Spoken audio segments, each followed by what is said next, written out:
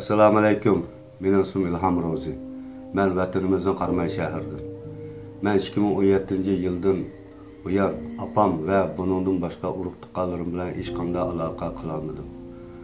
Bir necha oyning oldida qiynakam Abduqiyim Mushur, akam Alim Rozi ve akamning qizi Rufiya Alimning bularning Xitoylarning yig'ilish lagerida ekanligidan aniq xabar topdim.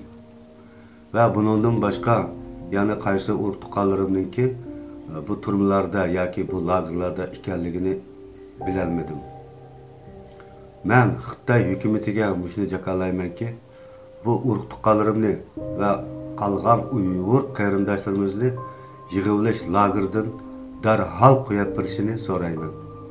Bunda bo'lmaganda men bu davomimni davomlashtirganligimni bildiraman.